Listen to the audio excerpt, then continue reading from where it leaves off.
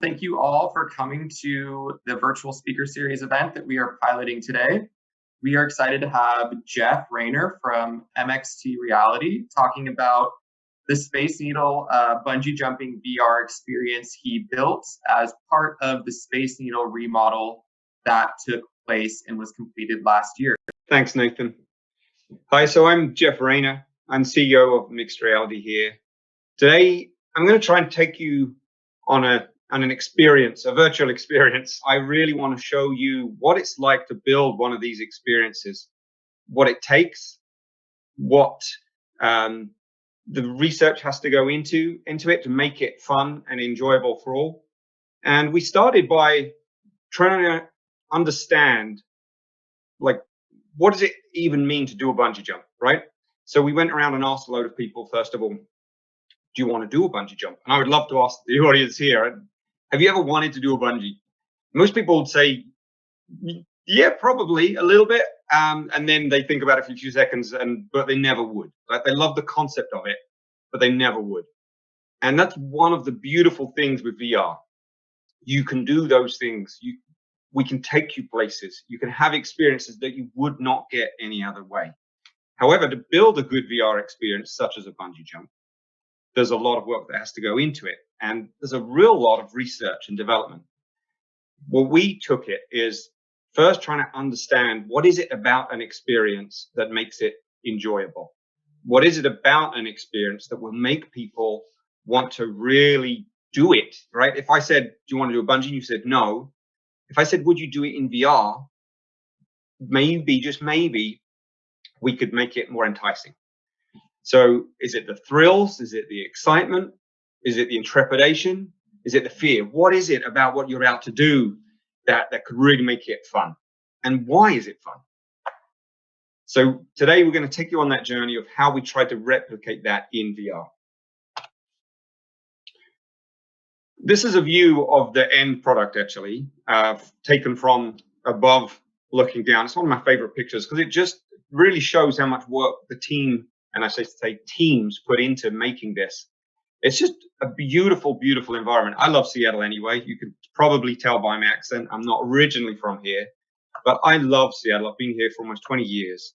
And so building Seattle in VR in a near photorealistic solution that works in a headset was no easy feat for sure, but it was wonderful to do it. There were a lot of tech challenges. I'm going to walk you through those. But as you'll come to learn, especially today, when we started building this 2 years ago, right, tech was nowhere near as where it is today. It's amazing how fast it's going. Then, of course, I want to show you about where do we take this once we've built this tech. Can we do additional things with it, whether it's VR, AR, some other things that will show you where we use 3D animations of real-time video as part of this experience. I also want to talk about inclusive design. I think this was crucial for us, and it's crucial for everything that we do. And there's real benefits from it. It's not just appeasing the minorities, as it were. It's actually, we all learn from what we come about when we do inclusive design. And the last part of it is really, how on earth can we make a bungee ride enjoyable? It's an odd situation to have, and it's a fun ride for sure. So today I'm going to break it into 5 concepts to make it nice and digestible, and so you know where we're going. We're going to start with what I call the 5 W's, the who, where, why, what, and when. Then we're going to take you around the thrills. How did we develop the thrills for this? And what did we have to do to make that amenable to all? Then I'm going to talk you through the tech, describe what we did and how we did it. Then I'm going to talk about the humanity, which is a really interesting and powerful part of this, right? If we want to make something that is available for all of any ability or disability, what do we need to do to get there? And then finally, I'm going to talk about where are we going next. So the 5 W's, let's start there. Who on earth is MXTreality, and how do you even pronounce that name, right? So it is MXTreality, or MXT for short. It's a play on words, and there's actually lots of meanings behind the MXT, making extraordinary things, etc. But we are based over in West Seattle, so we're local to most of the people on the phone. We've been in business 7 years, we're self-funded. We have been developing VR related solutions right since the beginning of the modern era of VR, let's say. So about 4 years ago or so, when we met with Valve, and they actually gave us the first Vive headset. As soon as we got it, we stuck it in we got this box, and we didn't have a computer to run it. So it sat in a box for a couple of months until we could afford the latest 960, I think it was, graphic processor back then to make it work. But since then, we've produced over 100 XR solutions, ranging from VR and AR and mobile apps, digital media, touch screens, etc. We've been at PAXI, and we've even did something with Facebook Oculus before as well. We also have developed mobile games with VR, Cardboard, as we started, and one of our solutions, Mazewalk VR, has 2.5 million downloads now. That leads us up to today. Now we have all these solutions out there. One of them, hopefully some of you people in the audience have tried. It's the Space Needle bungee jump experience. We've actually extended it into a couple of extra experiences there as well now. But that alone, in non-COVID times, gets about 1,000 people actually experiencing it today. So what I'm going to do is take you through what does it even take to get us there. Let's start by looking at the when, the last W here on this list. So when did this all start and how did it come about? So back in late 2017, some good friends of ours who we'd actually met and done our previous job with, based out of Portland, called Panox. These guys did amazing 360 photography. You might have seen the Time news splash that one of the biggest and most prominent 360 environments shot was by these guys atop one of the big towers in New York. Incredible. So we got chatting with them. We did some climbing experience with them for a demonstration at a conference. And then after that, the relationship grew. They were working with the Space Needle. They'd done several things with them. They introduced us to them and said, they're looking at trying to do a new version of a VR bungee jump or something similar. Can you guys come and get involved and see what you can do? So we said, absolutely. That sounds like crazy fun. So we met with the Space Needle, obviously around the corner, made it really nice and easy. In December 2017, we started the R&D side of this, which was really important. It was to determine what is it we're going to do? How are we going to do it? Who's it going to appeal to? How's it going to work? All of those key things, you have to do that R&D. And even, can it be done? So I'm going to, in a moment, show you some of the real R&D fun stuff that we did that led us to, yes, it can, and here's how it can be. And on top of that, though, it was fascinating. Even though we knew that it could be done, we didn't really know what the end result would be because we hadn't seen anything really like it at the time. Work started in January, and then, work started in about February with the initial kickoff in January. And by the summer of 18, it actually, we launched on a soft launch. Part of that reason was that Space Needle was still under construction at that time. And we also did a video animation, which I'll tell you about later too. Summer of this year, we expanded upon it. And we also do some AR solutions using the same models that we've built. And then, of course, we were planning on doing some more and some upgrades and things to it this year. COVID's interfering with that a little bit. But if you do get a chance, you'll see some of the experiences today. But if you do get a chance to go to Needle in the near future, you will see the extended version of kind of where we're going with this. So R&D, the fun stuff. All right, we started by saying, do we want to even do a bungee jump? Is a bungee jump the right experience here? We know people are scared of it, right? Would they do it? So we asked a lot of people. We then built several prototypes doing different related experiences. We did just a pure drop, just throw you off at the top of the needle. What happens? How do you feel? We tried a bungee. We tried a Jetsons tube. You may know that the Space Needle and this whole sci-fi realm is interwoven. So they said, we love the Jetsons theme. Can we try a tube? So we tried that. Then we tried a wingsuit as well. And we even did a space rocket where it blasts you off and takes you kind of to the edge of space. All really fun stuff. However, when it came to testing some of these experiences and also testing some of the tech that we would use.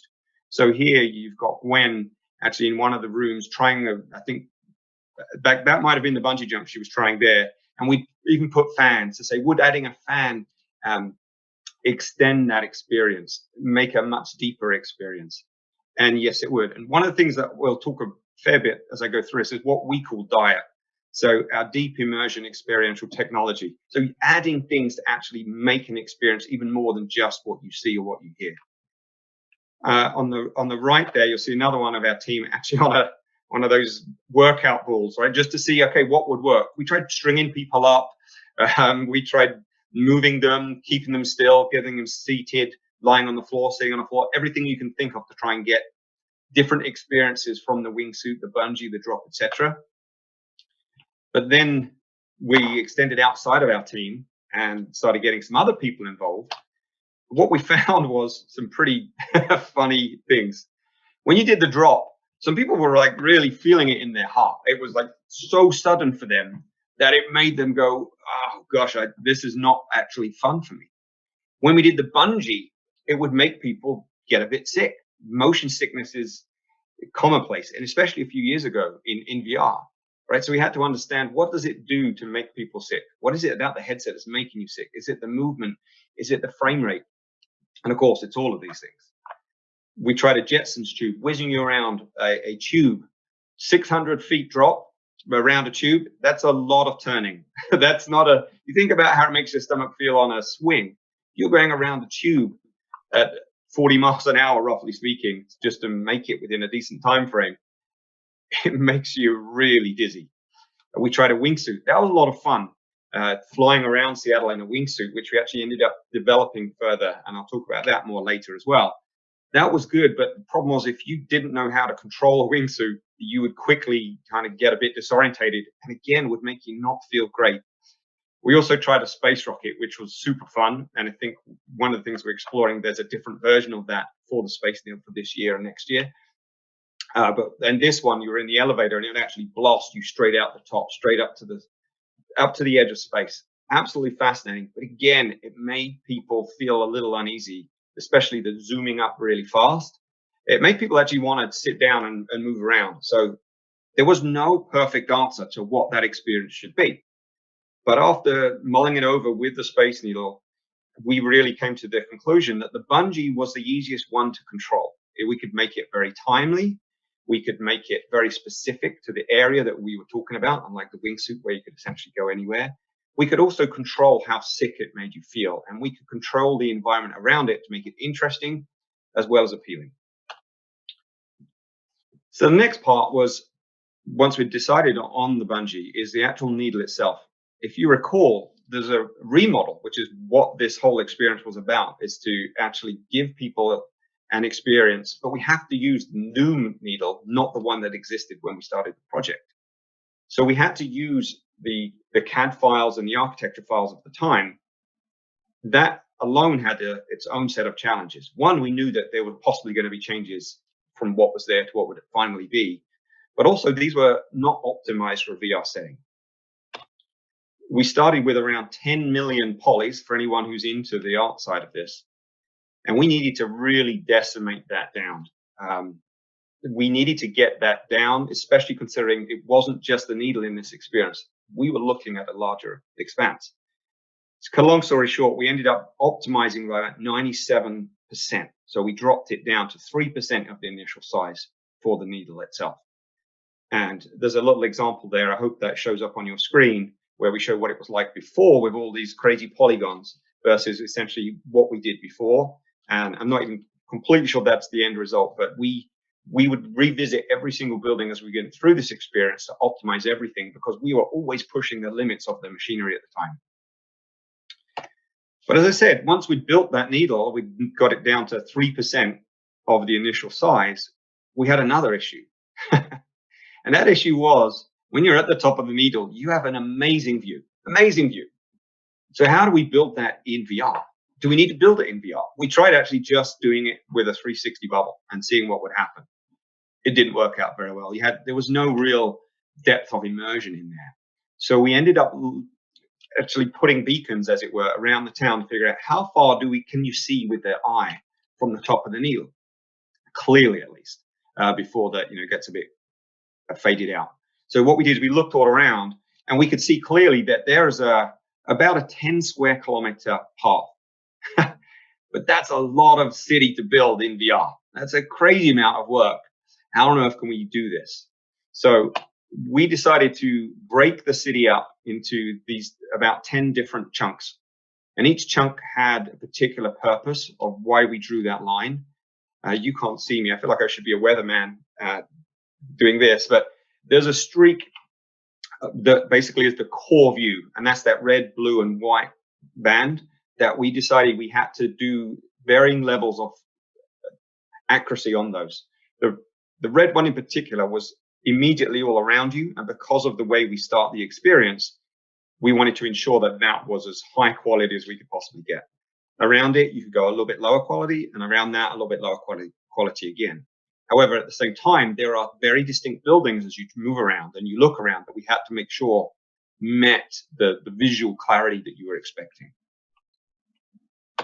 So, the other thing to note on that, is that, so the 1098 part, which is the 10 square kilometers, there are actually 9 zones.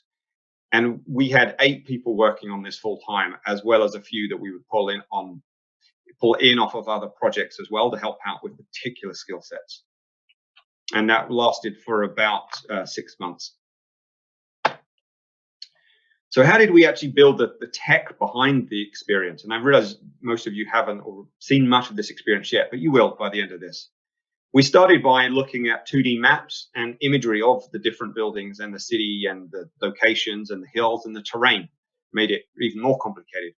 We worked with a company called PLW that actually did some photogrammetry using drones and airplanes. They scan over once a year, and you're able to buy those terrains in different poly states, so different amounts of complexity and accuracy, as well as visual clarity. And so we ended up working closely with them, building these 3D buildings essentially based off of that. But there were no trees, no roads, no cars, just essentially a flat, a set of 3D buildings in the space that we needed. So we had to overlay that with the maps, add the terrain, add all the additional elements that would make it interesting.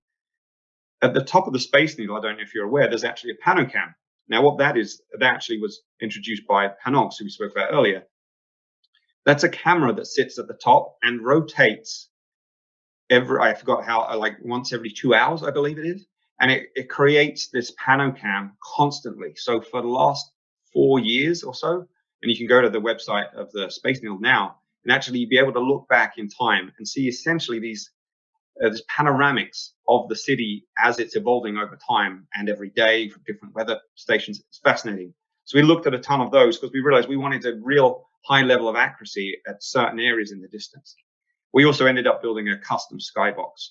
So we had to put all of these components together to build this environment. So what did our environment actually end up looking like, and how did we do that? We ended up putting it in Unity. We were using 3ds Max and Maya primarily for the revisions. We had to also use all the AutoCAD and Revit and things like that from the architects too. Luckily, our team has a level of experience with that. When we produced the first version, it actually worked really well, really quickly. And it's probably something that most people trying VR for the first time wouldn't notice, but anyone who's experienced with it, you could quickly see things that weren't quite right. So we spent about a good 3 months there cleaning up the stuff we'd already built to make it A, low poly, and B, better visually and more accurate, as well as more entertaining too. So what do I mean by that? We added this high level of accuracy all around the Seattle Space Center, essentially. We revamped every single building within the viewable distance, which was roughly about a 1 kilometer to a very high level of detail. Then we started adding, as you can see here, levels of trees. You can see where we cleaned up the top of the roof as well as the windows and everything else. But always saying every time we did that, we would hit the limit. And if we kept going too far, the computer would crash. So we had to try and balance that all out. We also found particular buildings that were really causing us issues in VR. Glass textures were one of them. There's a lot of glass textures around Seattle, especially around the Space Center. So not only is there this Chihuly building, but they've got this yellow glass structure below it as well. So we had to rebuild that, as well as the flowers. There's huge glass flowers and things. But in VR, if you're looking in that direction, you quickly see, especially as you're falling, that it's not right. So we had to fix that. There are also other buildings in the purview that were extremely relevant and strategic. So we had to make sure they looked great as well. So here, as you can see, it's Mopop too. The last part of this was we wanted to avoid the the effect where the valley effect, right? Where it's just not quite right. It looks good, but it's not quite right. So how can we get over that? We ended up really going crazy on optimizing everything and re-optimizing it. And I think the end result was pretty fantastic. If you look quickly here, you don't know what's real and what's not. If you look for a few seconds, you can figure it out. And so this is an overlay of a real photo with a VR insert. And just to show what it's like to flip it around, do it the other way, so it's not, magic. You can see now we've got the VR full screen with the real insert. And I think you'll agree it's pretty darn good. The team did a fantastic job, but it certainly wasn't easy, especially when we were very restricted in the actual poly count that we could produce. So producing something in VR that looks good is one thing. Producing it over 10 square kilometers is a completely different one. The next part I want to talk about is the humanity side of it, right? So how can we make this experience actually available to everyone who comes and wants to try it out, irrespective of your personal situation, irrespective of your disability or ability, your age? We couldn't make this possible for every single person there, but we certainly tried to do as much as we can. And so we tried to get anyone who was willing to experience it to try it out and see what they could do and see what they felt, get their feedback and tweak it accordingly. And we learned a lot from that group of people, particularly because not only could we improve it for them, the feedback we had improved it for everybody. So what did we actually end up doing? First of all, we ended up tweaking gravity and we reduced it actually by a half. This made it acceptable to almost everybody that tried it, but also still gave you a thrill ride. There's the top of the needle where you actually walk out on before you do the bungee. That's called the halo. And from learning about the experiences of a bungee jump, what is it that makes people so excited and really want to do it? It's typically that point when you're right on the edge.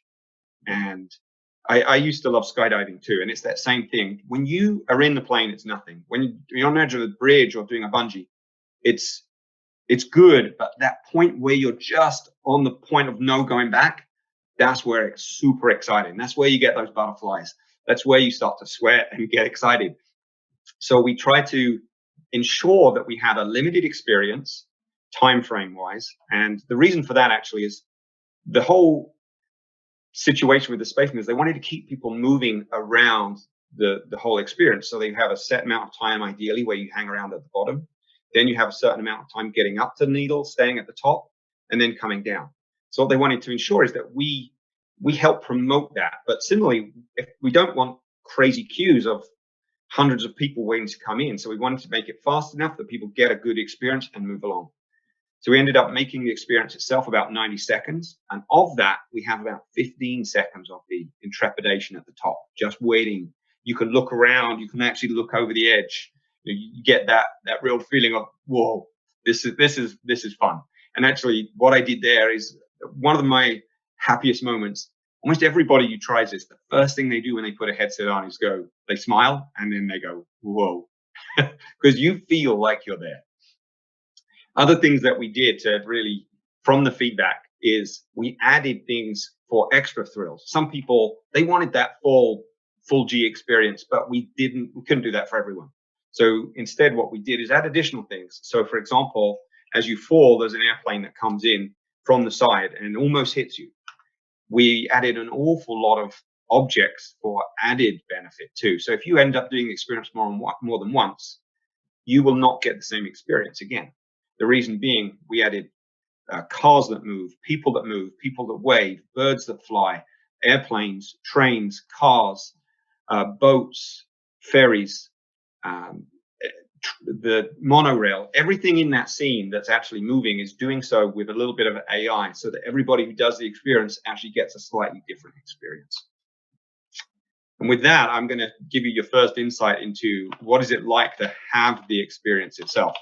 And this guy here, he was one of the first 50 people to try this experience on opening day on the soft launch. And this is just great. So you can see here at the back over there, if you can see my mouse, this was an air blower that comes up. So as you descend, air blows up and hits you. You have a hidden, the cable we were using, the Samsungs at this time, Samsung Odysseys, would be hidden here, and it would go down, and underneath the platform is where there's a computer. Above him, on the outside of this, there is actually a screen that shows everybody what's going on. But let me give you this guy's experience, because you just can't make this stuff up.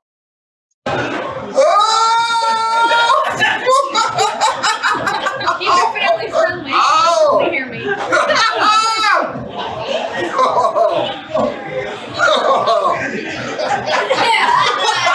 I need a disclaimer on that.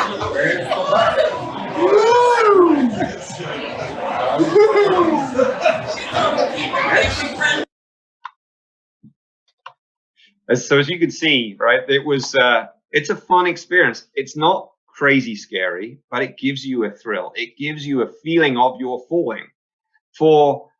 Of the 1,000 people who go through this a day, this is probably the closest thing that 995 of them are ever going to do. It's close to a bungee jump. So it is great to see these reactions of people enjoying it. To my knowledge, nobody's actually been sick yet, and this has been in operation now for about a year. And so that's, I think, testament to the testing that the teams did, as well as just the fun that it's bringing to everyone. This is a view of the larger experience here. So you can see the 3 screens, the 3 tubes. What you don't see in the side here, on the right-hand side, just this was day 1, but shortly after they added another area where if you were in a wheelchair, you could have that same experience too. If you go now, so this was a year ago, just this year, a little bit of last year, halfway through last year, they adjusted it. They actually took that platform away to make it easier to get in and out of. Also, particularly for those with disabilities, getting in and out of the experience itself. So it's one thing to have a disability and be able to have fun in the experience, but if you can't get into the tube in the first place, or you have difficulty getting in and out, that's a problem. So end up lowering it and adjusting it. If you go there today, you'll see a little bit different. But one thing that is clear is every time you go, there's always a mad queue to do it, which I love. There's all these people going, oh, will VR be around? You know, people, do they really want to do it? I think this queue, when you give people the chance to do it, they really want to do it. And the Space Needle actually offer this experience for free as well. So when you buy a ticket, you can actually do this experience for free. Another more kind of cool looking viewpoint of the experience too, but you get a nice understanding of how these things are laid out. And now actually they've also got rid of the seats. Now they've gone for the stand-up approach, but they put a handrail around, which they recommend you holding on. And if you look carefully on the right-hand side, actually on all of the left sides of each of the tubes, you will see, if I can show you my mouse, there are these buttons. So initially we tried doing a button that as soon as the person would sit in there, they'd have the experience, they'd come out, the guide would come over, they'd wipe the headset, give it a few seconds, the next person would come in, put the headset on. This button was a Bluetooth button that went to the computer that would actually start the whole simulation so that they could be actually remotely operated, as it were. Another great thing about just building this was we built this city of Seattle in VR. And it meant, therefore, that we could take all these different perspectives from in-game and just see what it was like. And so this was just one of the screenshots that we ended up taking. We just kind of liked it. The cool view of the needle that doesn't really exist. So what was the actual experience? If we'd have been in person, we would have chosen some lucky or unlucky volunteers to come up on the stage and put a headset on while we stick it on a big screen and everybody can experience it. You do not understand what this is like when you see it in 2D. You have to put a headset on and get that full 360, the 3DOF, a 6DOF perspective to really appreciate it. But I'm going to show you one clip of it that actually comes from USA Today when they did an article on it. They actually published something to YouTube, which makes it easier to at least see.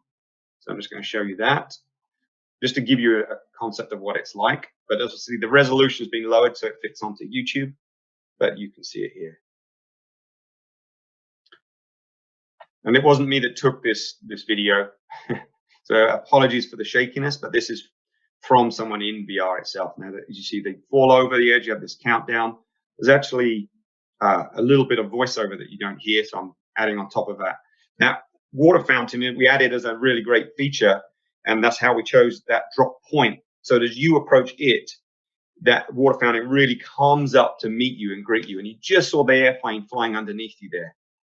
But even you'll see there's 17 cranes that we built in exactly their status at the time of us building this, in their right positions, facing the right way, in the right colors. So we tried to make the scenery as accurate as really possible. Let's move that. Oh. Okay. So with all that being said, I've shown you what the experience is. I've shown you the background essentially of how we did it. Unity was actually the way we published it with an executable that would run on each of those 3 laptops. We tried it on lots of different headsets at the time. Remember, this is going back 2 years ago. The Samsung Odyssey, so not even the Plus, that didn't exist back then, but Samsung Odyssey was the best one to use. We did look at exploring using the Oculus Rift. The problem was with the sensors back then, you didn't have that option. The Samsung was the best inside-out tracking, that you could sit inside there. And that was a whole set of problems unto itself, right? How do you have something when you're in a glass structure with very little detail around? We had to make a few tweaks in order to make that happen. But ultimately, yeah, it was actually pretty seamless and easier than we expected to do that part of it. But it does work across all brands of major headsets now. So where are we going next? And where have we been going since then? We have definitely been expanding it. I actually sit on the board of the UW and Harborview sister technologies. And what we do is explore different technology that can be used for people with different disabilities, particularly folks who are new with those disabilities. Spinal cord injuries, SCI and ALS, are one area that we've really been looking at giving different experiences to. When we put people with spinal cord injuries, brain injuries, and ALS into this solution, and they typically have very limited body movements too, we found that they were telling us, I can actually feel things again. I can experience stuff that I haven't experienced since prior to my disability. We love that, so we expanded upon it, and we've ever since been expanding what we call the DIET, the deep immersion experience technologies. So we tried building a version of this with the Tesla suit. We add smells, virtual smells. We're doing any kind of haptics you can think of. We got body vests and face plates, etc. And we ended up making a new version where it expanded upon that area of Seattle, and we take you on a sky ride around it. And I'll show you some experience we did actually for Microsoft, as well as at a spinal cord injury conference just last year with Harborview and UW. And I'll show you an experience of one of the guys who said that. Now we're taking it even further because we're doing all this on the side, right? This is just for fun. This is just because it's good to do, to give people experience they wouldn't usually get. And because we've adapted this sky ride from the feedback they told us. So we actually had people telling us with these disabilities, I felt that. I have not felt this before. Can you help me to experience more of those sensations? This is the only time I've ever been able to feel my stomach. One of my favorite quotes, excuse this, it's a bit crude, but it's real. And I love that. A guy with ALS who cannot move anything other than his eyes. And so he uses a computer with his eye control. After experiencing it, he said, that's the first time I felt my butthole in almost 20 years. And hopefully there's a few people laughing at that. It's a funny statement, but it's one of those things, being fully able, you forget what experience are actually pleasurable. And so we're exploring more and more how to not make people sick, but how to make you feel different parts of your body. And this skyride is getting us there. We're also exploring eye tracking and hand tracking and voice controls. We've built our own brain control interface. We, as I said, are doing all kinds of stuff with different haptics and virtual smells. So let me take you on the last kind of the experience here for now, at least, which is one of my favorite experiences from this guy who had a spinal cord injury. Can you tell us what you just did and how many? Move the screens, jumped over there. So let's just rewind that a second. It's just about a 1-minute clip of this guy telling us his first-hand experiences of it.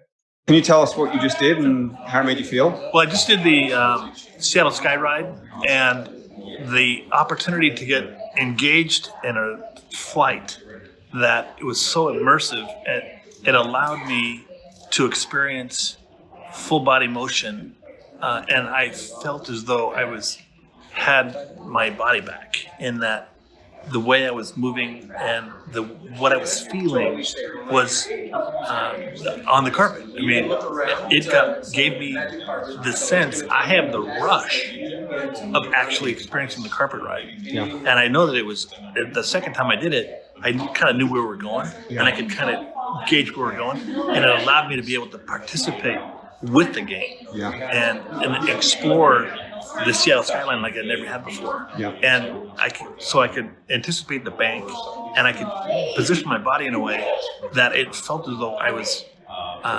fully engaged in the event. Yeah. Yeah. And now, how long have you been paralyzed? 45 years. 45 years. Wow. Could you feel anything in your legs? I was feeling it appeared like I was on my knees. Yeah. And I felt my hip flexors. Yeah. And my torso, and as if I was using it again. Obviously not, but I had the sensation that I was fully in the moment. Wow. So I think you'll agree that that's pretty powerful when you can have. Let me try to close that. When you can have those kind of experiences, and you know that you've been a part of giving this person or these people these experiences they wouldn't normally get, and having these feelings and sentiments that they have not had for a very long time. It's a wonderful experience, and only really VR and AR and mixed reality can do that. So I'm going to end with this slide, just saying, what were the key takeaways of all of this stuff? One, the old adage, right? VR turning dreams into reality and believing what you can really do. The tech today, though, it's important. There is almost no limit to what can be done. It's incredible. When we started out of this, if we'd have known what the end result was going to be, I'm not sure we would have said out the gate, yeah, we could do that. I thought we could get close, but it was such a fantastic ride to go along that journey and develop it, and now continually develop it and help others as well with disabilities and just get experiences they wouldn't normally have. So if there is something you think can be done, it probably can be done right now. We're in an amazing time. The other part of that, of course, it does take a village. In order to build this as well as the other experiences being we have an AR version. If you go to Space Needle in the app, we've got about 7 different mini Space Needles that are triggered based off of target images around that have different experiences. One's for different weather patterns, for example, and you can hold these up, and there's big ones, small ones. We've got lots of pictures on the website as well. You can see on that. We can download the app. But in addition, we have photo animation, real-time photo animation. So before you go into the tube to have the VR bungee, picture gets taken, 2D image, it gets broken into a 3D movable head, and then thrown into a real-time review of that whole experience, but with your face screaming, and then it gets sent to your phone within a couple of minutes. It's wonderful and a great little memento for people to take away. But again, all of these things take not only us, they take lots of team effort too. The tubes themselves, the graphics made that incredible. The other thing, of course, is we have now tens of thousands of people who have possibly hundreds of thousands of people who've experienced VR because of this. That's wonderful. We've also had these people of all ages and abilities and backgrounds experiencing VR and bungees that would never have had that chance. That's incredible to be able to include so many different people in this experience as we do it. So where does that end? And that is that anything is really possible right now. Anything. And we're exploring taking this to a next level, which we're excited to talk about perhaps at the next one of these, where we'll see what the Space Needle, Mixed Reality, and the new partners will do to take this to the next location. With that, I will adjourn and pass it open to some quick Q&A. I hope that was fun.